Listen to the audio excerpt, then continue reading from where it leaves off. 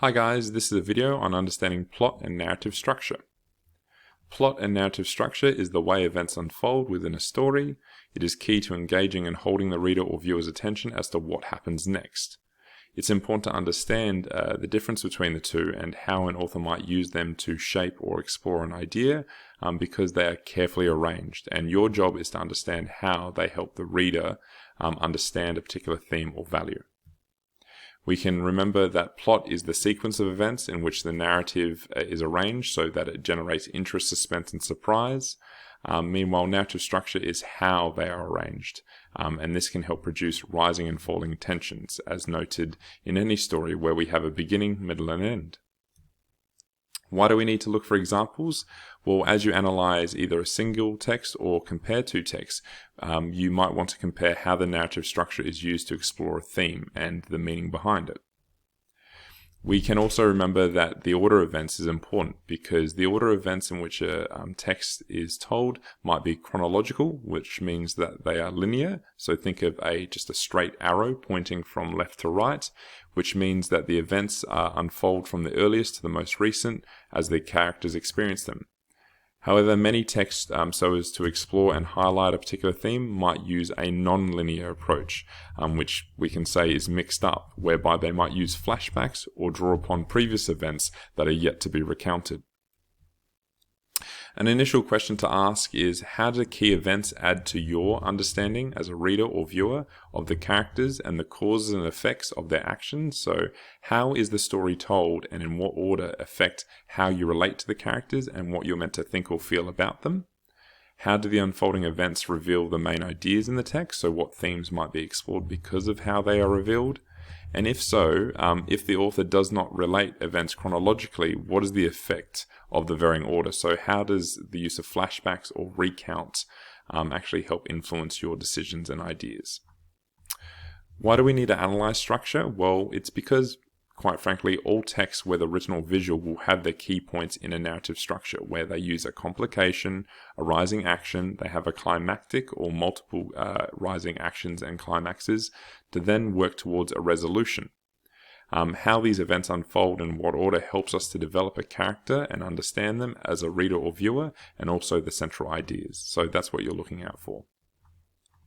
One technique already discussed is using a non-linear structure where your story might use shifts in time, where very few narratives actually present all events in strict chronological order. Most include some reflection on a past event and how that has shaped the character, so you might want to think about that. But some might actually use a shift in time, and the purpose of this is that they can help describe formative events in a character's life that help to shape them. So we might learn about their childhood and why they act the way that they are now as an adult, which might help us sympathize with them or not sympathize with them. It can help increase the time period in which the narrative is written and help us understand more about that. But also help show how the character is informed by their past, because we're all informed by past experiences. If we look at the basic narrative structure, this shouldn't be new, but please remember that it begins with an exposition or an orientation where we have a beginning, where the who, what, when, where, and why is introduced.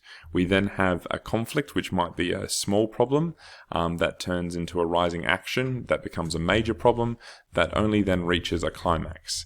Remember that in a story, whether it be short or long, there may be more than one rising action and climax, but there is always eventually a falling action where we see the events and their impact play out on the character, to then have a resolution, which doesn't mean that it has a happy ending, but it does end nevertheless. So please remember that the exposition is the introduction.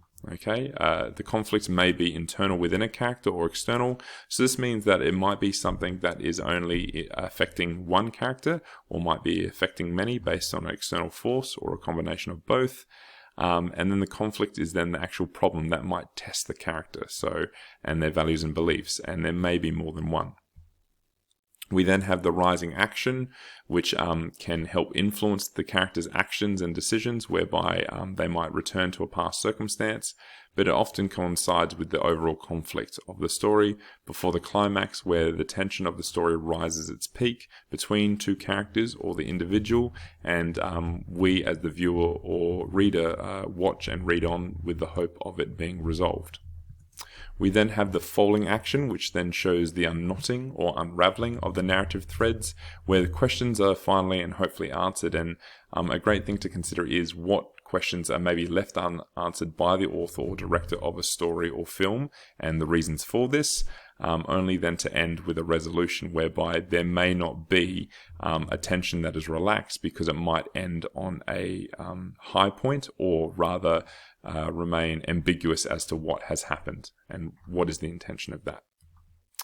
Why do we need to analyze structure? Well, as already previously stated, it's because every story uses a specific narrative viewpoint, but also a varying narrative structure, and we need to consider how these two relate to one another, but also how they might influence our reading of a text and the messages the author or director wants us to think and feel.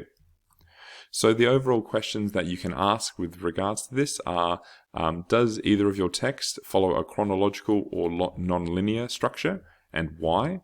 What is the effect of this structure and how it might engage the reader and viewer's interest to either read or watch on, but more importantly create tension and suspense, or raise and answer questions, or even resolve or cause a conflict? If it follows a non-linear structure, so it does use flashbacks, does the narrative move between two or more time periods in order to show how strong relationship between past and present influences the character's decisions and actions? And does the narrative indicate what will happen in the future? So this is where, as already discussed in another video, the use of foreshadowing, and how does this help influence your understanding of the characters and situation? Once again, you can refer to the PowerPoint on this discussion, but thank you for watching.